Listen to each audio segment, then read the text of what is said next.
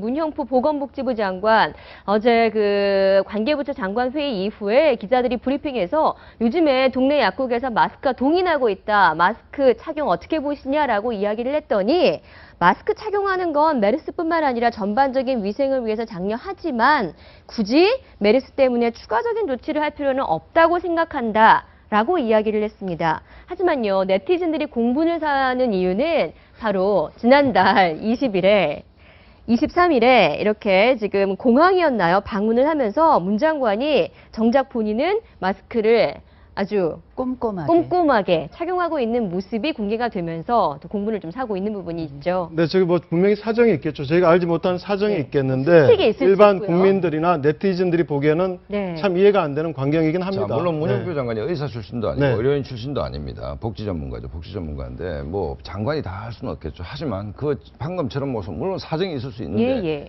이 위기 상황에서 장관이 어떤 모습을 보이느냐가 국민들은 대단히 중요한 것이죠. 지금.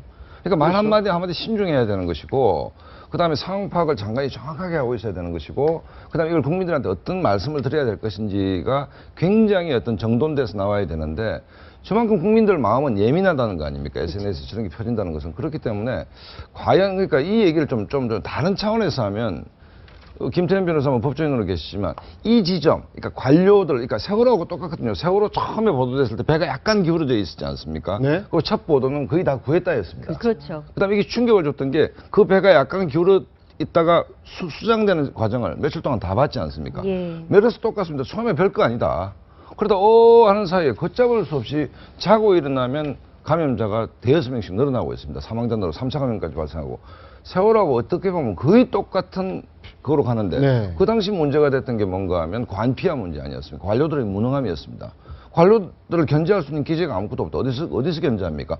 무능하지만 국회에서 견제해야 되는 것이죠. 모법과 시행령이 안 맞으면 시행령 공문 입맛대로 고치는데 국회가 견제할 수 있는 것이죠. 이 문제 제기거든요, 지금. 이 문제 제기이기 때문에 어쨌든 우리가 세월호에서 그렇게 지금 아직도 상처가 아물지 않은 상태에서 이런 위기 상황에서 청와대와 정부가 보이는 모습은 정말 실망을 넘어서 이게 분노까지 갈 수밖에 없다라고 저는 봅니다.